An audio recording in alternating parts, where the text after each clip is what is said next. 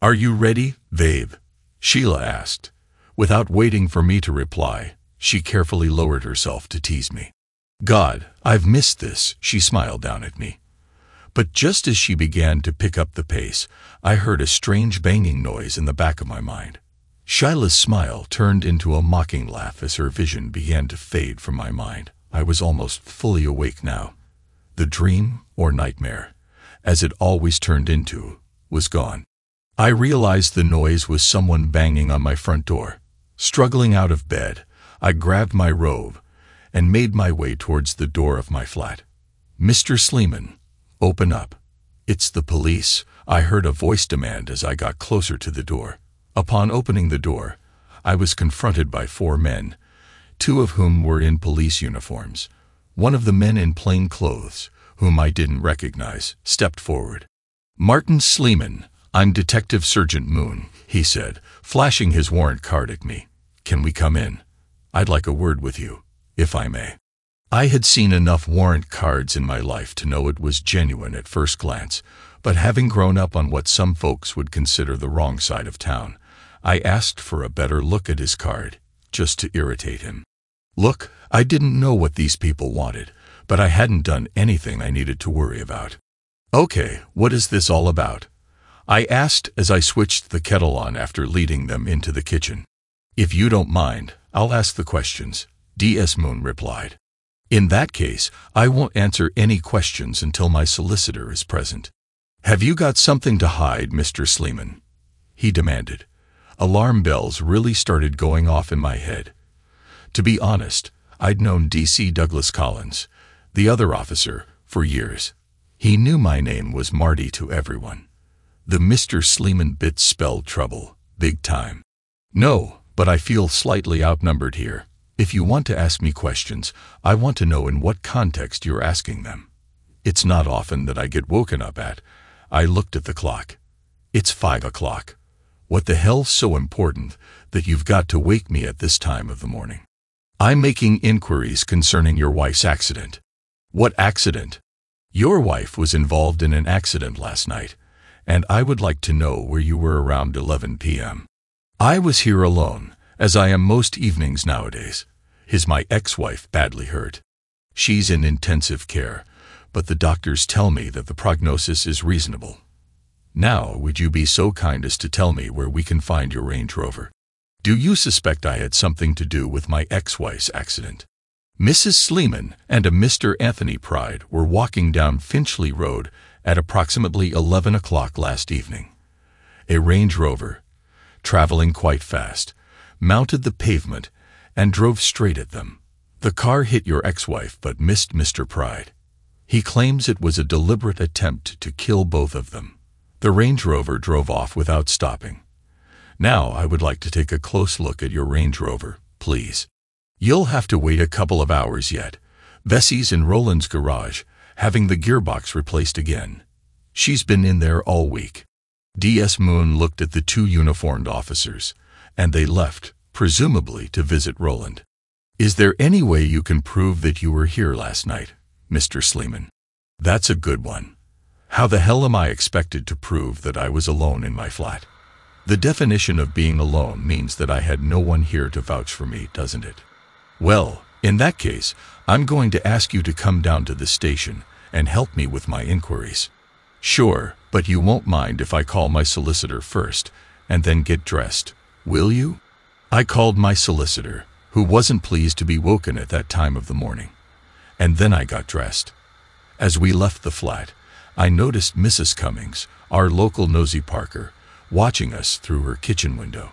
Since her husband passed away some years ago, Mrs. Cummings had little else to do but watch the comings and goings of her neighbors.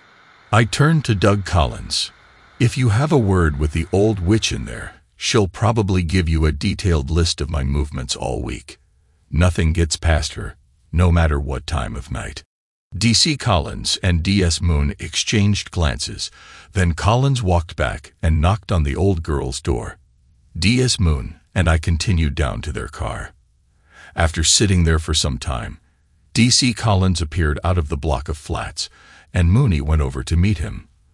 They had an animated conversation for a few moments, Then D.C. Collins came over to me. To be fair, Doug Collins wasn't really a bad bloke. At school, we got on quite well together, but we've had a couple of run-ins since he took up his chosen profession. The old girl says there's no way you left your flat between 8 o'clock when you got home and 2 o'clock in the morning when she went to bed. Does the old girl stay up until all the neighbors are in bed? I don't know, but she likes her bit of gossip. I suppose you heard about the woman in number 22. The old witch reckons she's up to something while her husband is at sea. Yeah, I got chapter and verse on that one. Anyway, the Sarge reckons what the old girl says puts you right out of the frame. Mind you, he's still going to take a good look at your car. That's his prerogative, but he won't find anything. Anyway, what hospital is Sheila in? I'd like to check up on her. The Royal. I'm afraid she's in a bad way, Marty. She's in the ICU, and they're not sure if she'll pull through. You realize we have to treat it as serious until we know for sure which way the cookie crumbles. And with that last debacle between you and Sheila, we have little option but to investigate your whereabouts. Don't worry, I understand. You've got a job to do. Right now, I'm going back up to have a shave, then I'm heading down there. Marty, you're still hung up on that woman, aren't you? What do you think, Doug? You've known us long enough. But she left you for that slimy Tony Pride, didn't she? To be honest with you, Doug, I'm not sure what happened at first, but you know me. Once I got out of my pram, I wouldn't listen to any explanations, and blew my top. I thought she divorced you. She did, but she didn't have much choice. I was climbing the walls and threatening to kill her and Pridey. I suppose that's what sent your DS chasing around here so quickly. Not really. It was Pridey who pointed the finger at you. Look, I think we need to have a word off the books about all this later on if you don't mind. I'll be in the plow about 6-ish. I tend to eat there as soon as the kitchen opens. I'll try to make it there tonight. I'd better go now. The Sarge is getting impatient. He hasn't had his breakfast yet. Oh, what was his plan? Let me sweat it out in a cell while he had his breakfast. Not far off. But as you hadn't been charged, he'd probably leave you waiting in an interview room for an hour or so. I watched the officers drive away and then went back up to my flat to call my solicitor and let him know he wouldn't be required at the station. Then I prepared myself for my visit to the hospital. Sheila and I had met in a bar about 12 years ago. The guy she'd been with was one of those who, when they get a few drinks in them, think they're the king of the world and look for a scrap. But he picked a fight with the wrong guy, someone quite small, who I suppose he thought he could handle easily. He might have been half-cut, but he wasn't that stupid. His trouble was he picked on a guy whose brothers were in the other bar. It might have been very messy if the governor hadn't been quick off the mark and got the police to turn up. Anyway, after her date was hauled off to the Nick by the local constabulary, I, being the gentleman that I am, offered Sheila the benefit of my protection and a lift home. Well, we never actually went straight home. We stopped in another pub for a quiet drink to calm Sheila's nerves down a bit. From there, we dated steadily for several months until she went off to university. It was 4 years later, and I was playing best man at a friend's wedding. Who should turn up as a bridesmaid but Sheila? Now, everyone knows that the best man is supposed to look after the bridesmaid. So the next thing you know, Sheila and I wake up in the morning in the same bed. Damn that I had been too drunk to remember our first night together, although I do remember being with one of the other bridesmaids earlier in the evening. Sheila must have played hard to get it first. I think she expected me to wait for her while she was at university, but as I'd heard she was playing the field up there, I had no intention of being played for a fool. Anyway, let's cut to the chase. Sheila and I were married 6 months later when she was 4 months pregnant. I think we were very happy together. I'll say I because you can never really tell what other folks are thinking, can you? All you can ever be certain of are the feelings in your own heart. Unfortunately, we lost our little Kathy at 3 months. Sudden infant death syndrome, they said. That's just their way of saying, we don't know why your baby died. The trouble with that one is there are always folks who will make up their own minds about what happened and gossip behind your back. Sheila's cycle went off track after little Kathy went. We tried really hard for the next few years, but Sheila just didn't fall pregnant again. The doctor put her on the pill to regulate her cycle, but that, of course, didn't do much for our baby-making plans. She could, however, hold down a job after she was on the pill, something she'd had a lot of trouble with over the years. PMS is only supposed to last for a couple of days. When Sheila's cycle was disrupted, hers could last for a couple of weeks at a time. Things were happier at home as well.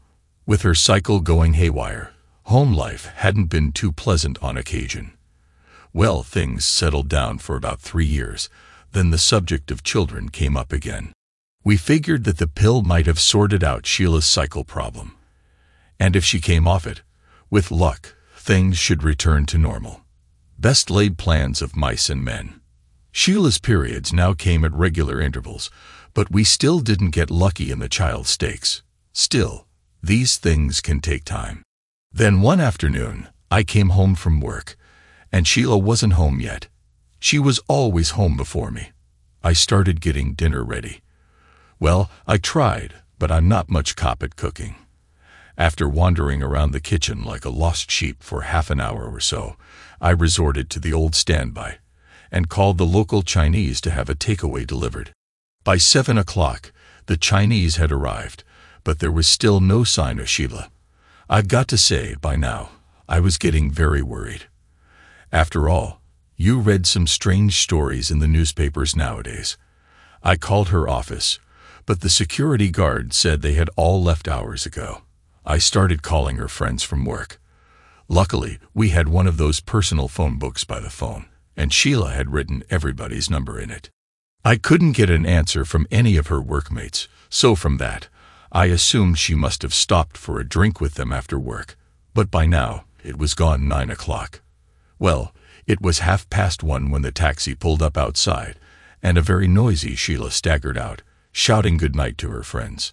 I took up a superior stance, sitting in the kitchen awaiting her arrival. I think I should point out here that we tended to use the kitchen door as the main entrance. It's just the way that house was laid out when they converted it from a barn. It was the nearest door to the road. Maybe I overdid the look of disdain I had on my face. I'm not sure, but when Sheila walked in the door, she took one look at me and then, before I could really get into playing the annoyed husband, she just said, "Forget you. I've got a right to go out for a drink with my friends now and again." Then she turned, I assume with the intention of going through the door that led to the hall and the stairs to the bedroom. Unfortunately, Sheila opened the door to the basement instead, and then promptly went head over heels down the stairs. As quickly as I tried to be, I wasn't able to get there in time. When I saw Sheila turning the wrong way, did I shout a warning to her? I really couldn't remember. I just saw her disappearing through the cellar door.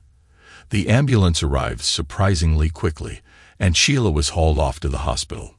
Luckily, Sheila hadn't broken any bones. The doctor said that was most likely because she was drunk, something to do with the body being relaxed. But she had taken a nasty bump on the head, and she was suffering from a concussion, so they kept her in for observation. What I couldn't understand was her attitude toward me that night, but then I didn't like what one of the doctors said to me. He asked if Sheila and I were in the habit of taking recreational drugs. I told him there was no way either of us took any drugs. He just raised his eyebrows and went to turn away. Look, I've never been one to hold my tongue, so I asked him to elaborate on why he'd asked the question, but he wouldn't. The following day, when I went to visit Sheila in the hospital, quite late, as I had been up most of the night, Detective Constable Douglas Collins was coming out of her room as I arrived. He just said hi to me and kept on walking past. When I asked Sheila what he was doing there, she said he was investigating her accident, but Sheila apparently had no recollection of the previous day at all. That evening, after I arrived home, DC Collins came to call. I had to give him chapter and verse of the previous day's events. He took a good look around the kitchen and at the basement stairs. I had to show him where I had been sitting. I pointed out the security monitor that I had watched Sheila arrive home on. Then I found and played him the part of the video that showed Sheila arriving home, so he could see and hear her getting out of the taxi and staggering towards the house. After that, he did what I thought was a strange thing. He asked me to go outside the door and shout. I never could understand the point of that, but it did give him a little time alone in the house. After he asked me to come back inside, he requested that I play the video of Sheila coming home again. Only this time he asked me to let it run on a little longer. I was surprised that you could not only hear me shouting to Sheila that she was going through the wrong door, but also her scream as she fell as well. He left apparently satisfied that it had been an accident, but he steadfastly refused to tell me why he thought it was anything else. It was the next day when I visited Sheila in the hospital that I first clapped eyes on Tony Pride. As I walked along the corridor, several of her friends from work were coming away from her room. Later, I was to find out that one of them was Tony Pride. When I entered her room, Sheila told me the doctor had told her she could go home, but she was to take things easy for a while. I helped her dress and then drove her home. Of course, I wanted to know why she hadn't contacted me to let me know she was going out with her friends, but she claimed she had no recollection of the day of the accident at all, so she couldn't tell me. What I was really upset about was her attitude when she got home that night. I had never stopped her from going out with her friends, just as she didn't object when I went for a drink with the guys. However, we always let each other know what was going on so that we wouldn't worry. For the next few months, things appeared to go on as normal, but I noticed that there was a greater distance between us than usual. To be honest, things had never been completely normal. Sheila's strange PMS symptoms, as I mentioned, lasted longer than most people's, and her cycle was slowly getting all messed up again. But this time, things were definitely different, although I couldn't put my finger on what was causing the problem. It would have been easy to blame the PMS, but I wasn't convinced. Sheila was spending more evenings with her friends and was treating me in a very strange way. Don't ask me to explain, it was just a feeling. She showed a keen interest in exactly who I was drinking with when I was out with the boys, and where we went. A couple of times, she even showed up at the pub with one of her mates. In hindsight, I should have suspected something. But as her friend Amy, whom she usually brought along, was sweet on one of my pals, I took no notice. I just assumed it was the old matchmaker thing. Then, about 8 months after Sheila's accident, I came out of work one evening to be met by DC Collins and a couple of other officers. They asked me to accompany them to the station to help with their inquiries, telling me that if I refused, they would arrest me.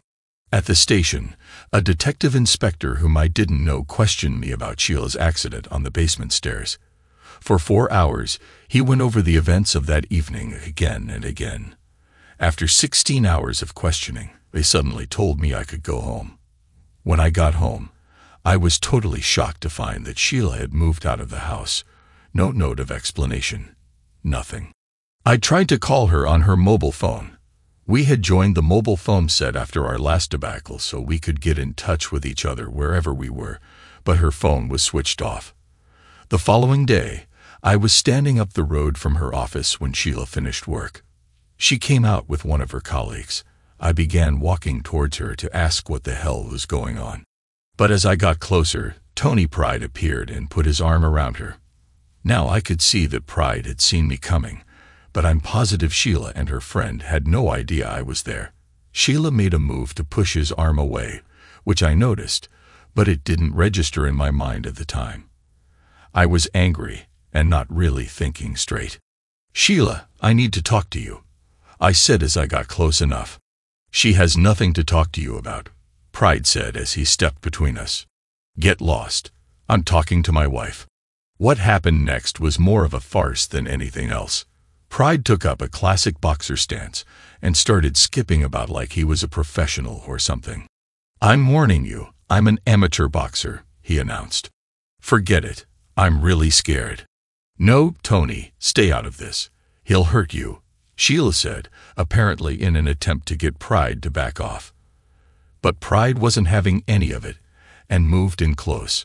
I assume he was planning on putting me down. He aimed a left jab at my face, probably planning to follow it with a cross, as I noticed his right arm going back. Unfortunately for him, his left fist found my hand waiting for it. Grabbing his fist, I gave it a twist to the left, and he was forced to turn with it. We all heard something snap as I kicked him in the side of his left leg just below the knee, and he collapsed in a heap. "You fool!" Shayla shouted at me as she knelt beside the not-so-proud Pride, who was rolling on the floor in pain. "Well, he asked for it. And you just had to be the big man and break his knee. What the hell was I supposed to do? Let him hit me? You shouldn't be here. I don't want to see you anymore. And I certainly don't want to be married to a man who tried to kill me. What the hell are you talking about? I've never done anything to harm you." "Oh yeah? Well, I've had therapy, and it's helped me remember what happened the night you threw me down the stairs." The conversation stopped at that point as 2 police officers grabbed hold of me from behind. I hadn't heard them arrive. They handcuffed me and pushed me into the back of a police van. At the station, I was charged with assault and battery, and then shoved into a cell. You might get the idea now why policemen are not my favorite people. Anyway, I called the local criminal solicitor, who had represented a few acquaintances of mine in the past. It didn't take him long to get me out. Fortunately for me, security cameras covered the street outside Sheila's office, and they clearly showed what had happened. Foolishly, I didn't press charges for assault against Pride. The video, although it had no sound, definitely showed him attacking me. After that, I tried a couple of times to talk some sense into Sheila, but to no avail. Things really came to a head when a few of the boys and I went to a restaurant for a meal one evening. We'd been there for some time when, who should I spy walking in but Sheila and her best mate Amy, followed by Pride and some other guys. Pride was still limping a little, using a walking stick. They didn't notice us sitting in our corner when they sat down for their meal, Pride sitting opposite Sheila. There was nothing lovey-dovey about the way they behaved towards each other, but I was really upset at seeing them together. The boys managed to keep me under control as we finished our meal rather hurriedly. The plan was for us to leave quietly, but Pride couldn't keep his mouth shut. When he saw me as loud as he could, he said, "Right now, Sheila, my love, what would you like for dessert?" It was so loud it was obvious that it was meant for my ears. I changed direction so that I would walk past their table. The expression on Pride's face changed from belligerence to a look of apprehension when I got to the table.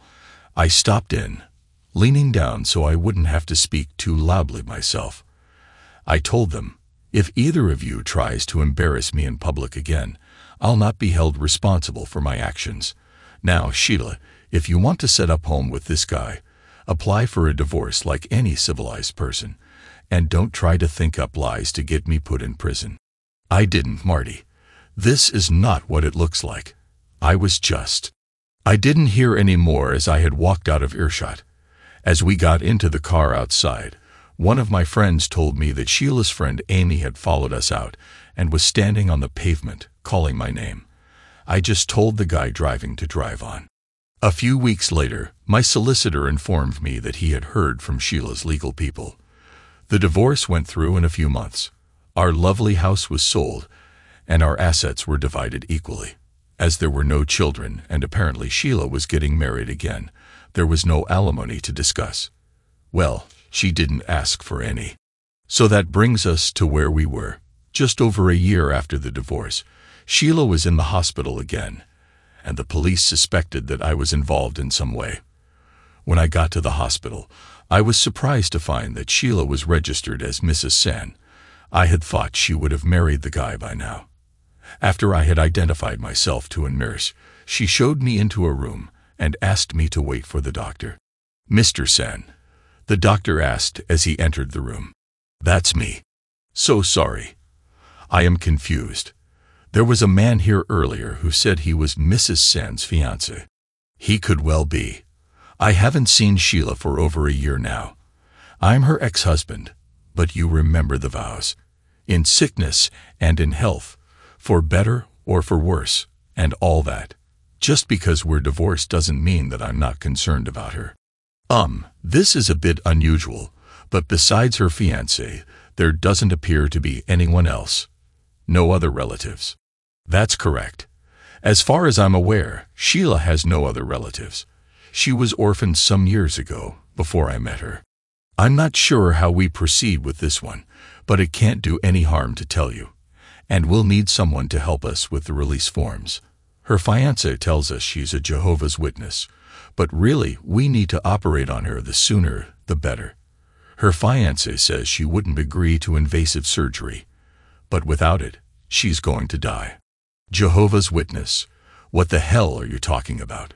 Sheila isn't religious, and she couldn't have changed that much. No, hang on a minute. I know she isn't. I saw a friend of hers the other week, and I'm sure she would have told me if Sheila had suddenly got religion. Give me a minute, and I'll check with Sheila's best friend, Amy. I'm surprised she isn't here anyway. I got out my mobile phone to call Amy. She would know if this Jehovah's Witness thing were true or not. But the doctor stopped me and told me to turn my phone off and use a landline. Then I called Sheila's office. Amy was shocked to hear that Sheila had been in an accident. I asked her why Tony Pride hadn't told everyone at the office about it, and she informed me that Tony didn't work there anymore. When I mentioned the Jehovah's Witness thing, Amy was shocked and said there was no way that was true. I told the doctor, who was still standing there waiting, and he asked me if I could get Amy to the local magistrate's court in a hurry. Then the doctor and I set out for the court ourselves, but in a police car. Amy arrived just as we did. We were ushered into an office where we found Tony Pride and a guy who I took to be a solicitor. They were apparently trying to convince a judge to issue an order that no invasive surgery was to be carried out on Sheila. It was apparent that the judge did not like the idea. Once Amy and I had our say, he gave the doctor authority to do what he thought was in the patient's best interests until she was able to make those decisions for herself. The doctor immediately called the hospital, and Sheila was in surgery by the time we arrived back there. Strangely, when we came out of the courthouse, Tony Pride was nowhere to be found.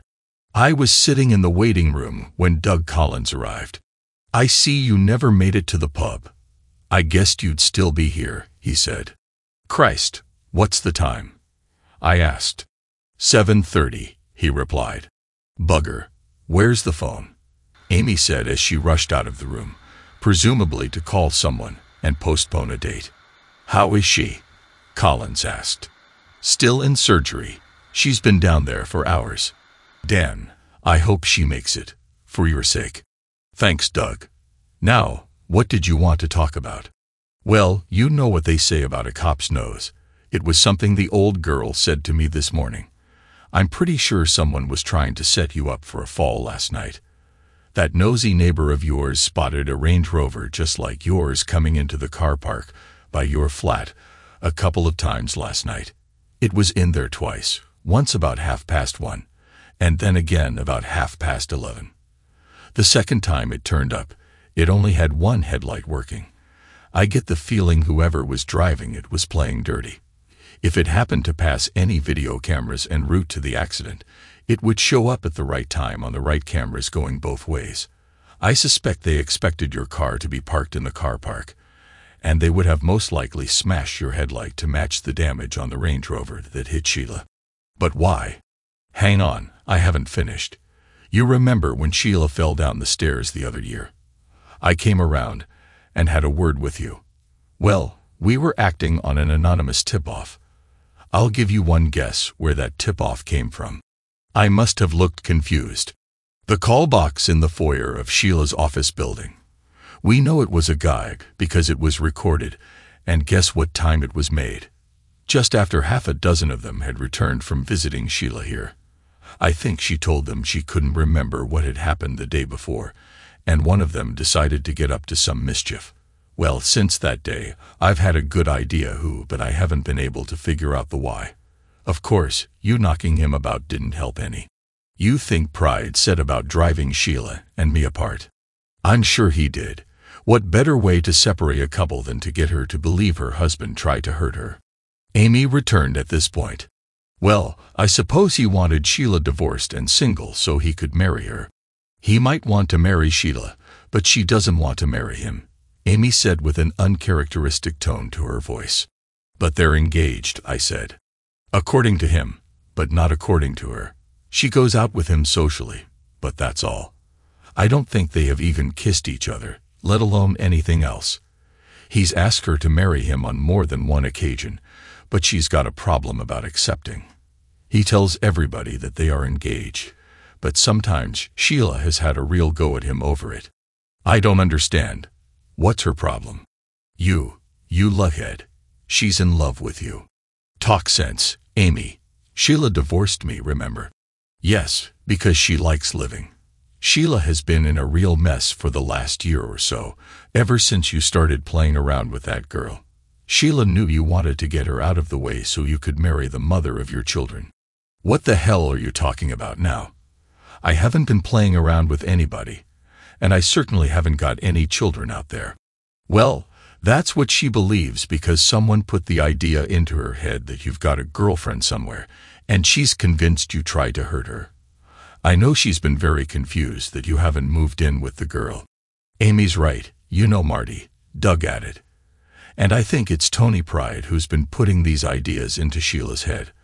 I'm pretty sure it was Tony Pride who accused you of throwing her down those stairs. It was Tony Pride who attacked you outside the office that night. And it was Tony Pride who claimed it was you driving that Range Rover last night. But what's the guy up to? Assuming that it was him who organized that so-called accident last night, what the hell is his motive for trying to hurt her? Surely it couldn't be because she wouldn't marry him. I know it doesn't make any sense, but that's what we've got to find out. Find the motive, and you've normally got the crime solved. Whatever with all that nonsense about Sheila being a Jehovah's Witness, he certainly showed his hand. It looks to me that he wants Sheila gone for some reason, Doug said. Let's start at the beginning. 1. Someone plants the idea in Sheila's head that you've got a bit on the side. They added some children to make it look like a long-term affair. 2. Someone convinces Sheila that her falling down the stairs when she was drunk wasn't an accident. Oh, by the way, you do know that Sheila didn't have enough alcohol in her blood that night to be done for drunk driving. That's rubbish. She could hardly stand up. Well, that isn't what the blood tests they took your showed. The trouble is they left it too late to find out what else could have been in her blood that night. The doc thought she had taken what he termed a recreational substance, but that could mean anything. What you think that Pride drugged her? Do you think he was after getting her into bed that night? I asked. No, it wasn't Tony who had those kinds of ideas, Annie interjected. It was some friend of his. Look, we all went to the pub for a drink that night to celebrate one of the other girls' birthdays. Around 7, some of us went up the road to get something to eat. Sheila didn't come with us. She said she was going home when she finished her drink. Anyway, when we got back to the pub around 9, Sheila was out on the floor dancing. Honestly, she was off her head. I'd never seen her dancing like that before. It was like she couldn't stop. Just after 11, the drink seemed to hit her, and she virtually collapsed. This Bob, or whoever he was, said he would take her home. Oh yeah, and you can see us letting that happen when Sheila was as drunk as a skunk. The girls and I insisted that she come in her taxi with us. This Bob guy wasn't too pleased about that, but we were adamant. Then Tony stepped in and told him to leave it. Come on, let's make that 3. What would have been your reaction if Sheila had woken up in someone else's bed in the morning, Marty? Don't tell me. I can guess. That plan didn't work, so when our friend finds out Sheila's had an accident and can't remember what happened, he points the finger at you. But Sheila did remember. That therapist she went to, he was a doctor who hypnotized her, and she remembered, Amy exclaimed. Oh yeah, I got the report on those allegations, Doug said. Look, I was in that kitchen the following day. Nothing Sheila said fit correctly. If there had been the fight that Sheila claimed they had, look, there just wasn't room unless half the furniture had been smashed. And it wasn't. And that door to the cellar, it opens outwards. How the hell could Marty have pushed her through it? Remember, there were no marks. No damage. Nothing. Plus, the security camera is just outside the back door. The microphone would have picked up any shouting or screaming. All it picked up was Marty shouting a warning to Sheila and her scream as she fell. No, I'm sure Sheila opened the door herself and walked through it, thinking it was the door to the hall. Have you ever heard of planted memories, Amy? Well, that's what I suspect was somehow done to Sheila by that therapist, or whoever it was who hypnotized her. Her story was inconsistent with the facts as I know them. Do you have any idea who this therapist was? She went to see someone that Tony knew. I think, Amy replied. You see, Tony pried again. But just what was the man up to? Doug asked, looking at me. Well, I'm stumped if I know. If he wanted to steal my wife, why the hell would he try to hurt her? Maybe we are looking at this wrong. Supposing Tony Pride wanted Sheila gone all the time, Doug suggested. But why would he want to separate her from me first? I asked. That's what we've got to work out, Marty, Doug said, sitting back in his chair, obviously thinking. Amy, who had been looking very thoughtful, suddenly asked, Marty, could Sheila have had any relatives with money? Not that I know of. Look, I'm speculating here, but what if Sheila was going to inherit a lot of money from some relative you didn't know existed, a long-lost aunt or something? Look, this is all a bit Agatha Christie, I know, but I like her books. Now, let's just imagine for a minute that Tony Pride is also related to this unknown benefactor, but a little further removed. So, if Sheila dies, he would inherit. Now, if Sheila were to die while she was married to you, even though she didn't know she had inherited the money, it would go to you as her husband. But if you were divorced first, before she inherited, it wouldn't go to you. It would go to the next nearest relative in line. And I'll bet I can guess who that is going to turn out to be. But why the attempted frame on me for the accident last night? Because you can't legally benefit from a crime in this country. Even if you could prove that whoever it was the money is coming from died and left it to Sheila before you were divorced, if you had hurt her, you couldn't inherit the money anyway. We both sat there, looking at Doug. Now, far-fetched, I'll give you, but it certainly fits the scenario. I'm going back to the station to see what I can dig up on our Mr. Anthony Pride. And while I'm at it, Marty, give me Sheila's maiden name. Do you know where she was born? Smith. Her maiden name was Sheila Smith, but I haven't got the faintest idea where she was born. She's never been very forthcoming about her childhood. All I can really tell you is that she's an orphan. But her birth certificate must be somewhere. I'll need to find it if I can. I think there must be a copy in the files at home. I don't remember her taking it with her. I'll have a look and dig it out later. Right. If you don't hear from me first, call me on my mobile. Here's the number, Doug said as he gave me a card, and then left the room. Amy and I sat alone together for another hour before one of the doctors came in to see us. The operation was over. Sheila had a fractured skull, and there had been a lot of bleeding into her brain. We gathered they had had some difficulty stopping the bleeding. I wouldn't say the doctor was pessimistic, but he was annoyed that Tony Pride had delayed the operation with all the nonsense about Sheila being the Jehovah's Witness. With the way litigation goes nowadays, they needed to get the permission of a judge before they could proceed. Once they had it, he said the prognosis was fair, but not good. They would keep Sheila sedated for the next few days, while they waited for some of the swelling in her brain to go down. Amy and I went in to see her, but all we could see were bandages and tubes everywhere, like those machines beeping away on TV. The doctors told us Sheila had numerous broken bones, but it was the injuries to her head that they were most concerned about. Amy and I left the hospital together and went for a meal at a nearby fish and chip shop.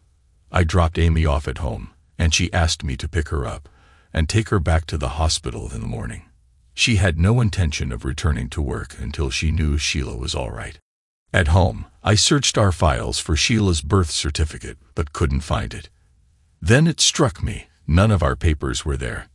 No marriage license or deed, and Sheila's old passport was gone. I'd given her current one to her solicitor when he asked for it. but I was sure he hadn't asked for her other papers. Yes, I had been playing silly games during the divorce. If Sheila didn't ask, she didn't get. When you're playing a losing hand, any small victory makes you feel a little bit better.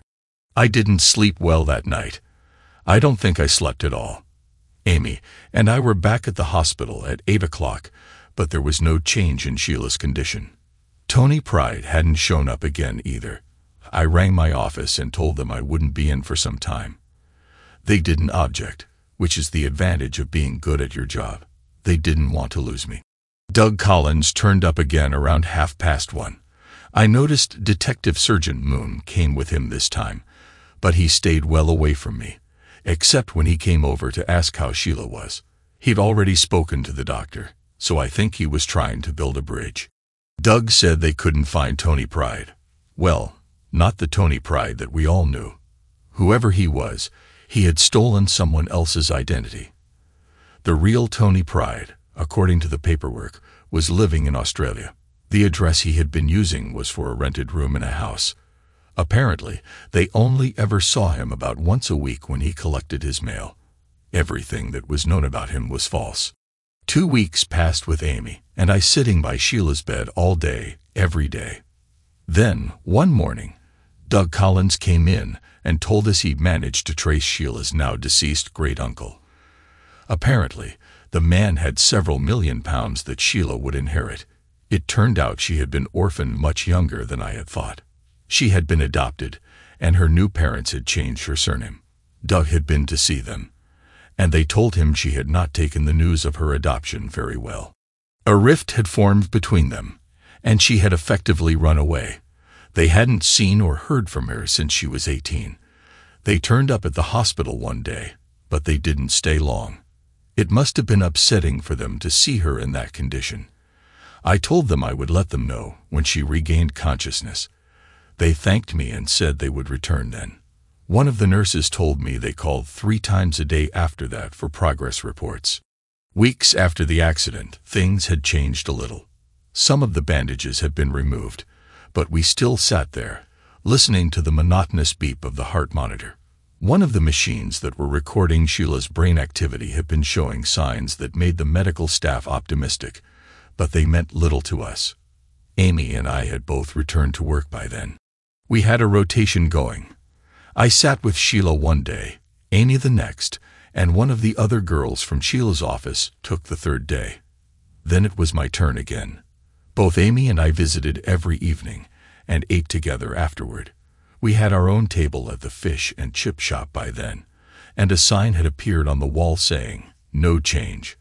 Other customers and the staff had overheard Amy and my conversations and had become involved in Sheila's plight. We did all we were supposed to do, played music that Sheila liked, talked to her about everything and anything. I discovered Doug Collins was calling after he finished the late shift to read Wuthering Heights to her, Sheila's favorite book. He'd spotted her well-thumbed copy on her bedside table when he was searching her flat for her documents. We never did discover when the papers were taken from my flat or by whom, but we never found any of them. One morning, I thought I was talking to Sheila, but I must have been more tired than I realized. Suddenly, I heard a croaky voice quietly say, "Hello, Marty. Are you awake?" I'm not quite sure what I did then. I know that the table beside me, with a cup and saucer on it, went flying and the noise brought the nurses running. I must have said something to Sheila, but I have no idea what. The next thing I remember is being ushered out of the room when the doctors arrived. Then, I started making phone calls, which led to people arriving in droves. However, they were not allowed into Sheila's room. After some time, a nurse called Amy and me out of the waiting room where everyone had congregated. She told us we could go see Sheila again. When we reached the door, I stopped and let Amy go first. She walked over to the bed, and I saw Sheila smile at her. They started talking to each other. I took that as my cue to leave. I had done my duty, staying with Sheila while she was at death's door. Now, with my duty done, it was time to get on with my life. I stopped by the fish and chip shop to give them the news and watched as they put up the sign saying, "She's awake." Then I went home to pack. The last month or so had been a strain on me. Christ, the last few years had been a bloody strain. I wanted to be somewhere else for a while. My boss wasn't too impressed when I told him I was off to Spain for a couple of weeks, but he didn't argue. I had been at my friend's villa for a week when Amy showed up. Curious as to why she was there, I watched her get out of the taxi. The way she walked up to the swimming pool where I was sitting let me know she was not in a good mood. "Just what the hell do you think you're playing at, Martin?" she demanded when she got close enough for me to hear. "What's your problem? Aren't I allowed to take a holiday?" "No, not when your wife needs you. You aren't." "Hang on, Amy, you're forgetting Sheila isn't my wife anymore. She divorced me, remember? She decided she didn't need me anymore." "Well, why did you sit beside her bed for 5 weeks while she was unconscious, then?" "Duty, nothing more. And sickness and health, until death do us part, and all that." "Don't give me that crap, you love her." "Immaterial, Amy. Sheila divorced me. What I feel for her is unimportant." "Marty, she loves you." "I don't believe that for 1 minute. Remember what she did to me. That wasn't love." "No, it was a mixed-up girl who needed help. Well, she chose someone else to give her that help. Now she's rich enough. She'll have plenty of guys willing to help her. Don't you worry." "That's the point. I am worried. Look, she loves you and needs you." "What? For her to shout at? To call me a murderer? Or to knock her boyfriends around when they get upset and give her an excuse to call me a fool?" "Christ, you are upset with Sheila, aren't you?" "I am. I love her, but the year we were apart, up until she had that accident, I think I was happier than I'd been in the previous 6 years. I can't say I was happy to be without her, but I wasn't walking on eggshells every day because I didn't know what kind of mood she was going to get out of bed in." "But Marty, Sheila was suffering from—" "Oh yeah, PMS or whatever you want to call it. But remember, she accused me of trying to harm her. I don't need all that in my life." "No, it wasn't PMS. Oh, the psychiatrists think that the hormone thing made it worse, but they are sure Sheila has probably been suffering from clinical depression ever since little Kathy died. And you know Sheila's memory of you trying to hurt her was implanted while she was hypnotized." "Nonsense, Amy. PMS or clinical depression. What the hell am I supposed to be? A psychiatric nurse or something? And I'll never believe you can make anyone do something they don't really want to do by hypnotizing them." "But Sheila recalls that evening in detail now. She says it was like watching what was happening without having any control over it. She remembers swearing at you, and even knew she was opening the wrong door. She says she just couldn't stop what was happening." "I don't give a damn anymore. Look, I did my bit. I was there when she needed me. Now I'm going to live my own life and forget about Sheila." "Oh, I've wasted my time coming here then." "You sure have." Amy never said goodbye. She just turned around and walked slowly back to her taxi. She stopped and looked back at me one more time before getting in, then it drove away. I had been back from my holiday for a couple of weeks when Doug Collins called around on a Saturday morning. He found me in the throes of packing up everything as I was moving to a small house on the other side of town. He told me they hadn't been able to track down the alias Tony Pride. They were pretty sure they knew who he was. Apparently, they believed he was a great-nephew of Sheila's benefactor. But as he was illegitimate, that had put him out of the running for the money, unless there were no other living relatives. Doug asked me why I hadn't gone to see Sheila since I'd been back. And well, we had the same kind of argument that I'd had with Amy. I won't go into that one.